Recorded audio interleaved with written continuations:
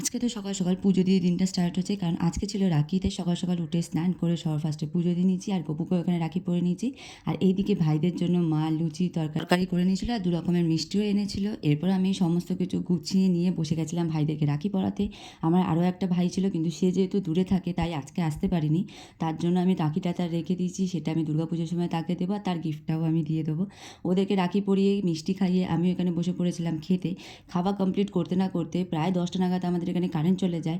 এরপর সারাদিন কোনো রকমের কারেন্ট ছিল না। আর আগের দিন বিয়েবাড়িতে যাওয়ায় রাত্রিবেলা শুতে, শুতে প্রায় ৩টে বেজে গেছিলো। আর এই জন্য তো শরীরটা খুবই খারাপ লাগছিল। তাই মা এখানে সবার ফার্স্টে খাইয়ে দেয়। আর এরপর অনেকক্ষণ বাদে প্রায় ৪টে নাগাদ চলে আসে কারেন্ট। তারপর ঘুমিয়ে পড়ি। প্রায় লম্বা একটা ঘুম দেওয়ার পর ঘুম থেকে উঠেই সবার ফার্স্টে চা খেয়ে নিই। কিছুদিন আগে আমি পার্সেলটা অর্ডার দিয়েছিলাম আর এই পার্সেলটা এখন রিটার্ন যাবে। তার জন্য কল এসেছিলো। এখন আমি এটাকে দিয়ে এসে এখন এই সমস্ত কিছু গোছাতে বসবো। কারণ বিয়ে, গায়ে হলুদ, রাখিতে যে সমস্ত শাড়িগুলো পরেছিলাম এগুলো সব গুছিয়ে রাখতে হবে। ভাঁজ করা হয়ে গেছে। এটা পরেছিলাম বিয়েতে, যেটা এখন আয়রনে যাবে। এটা ছিল রাখির আমার, আর এটা ছিল গায়ে হলুদের। এই সমস্ত কিছু এখন গুছিয়ে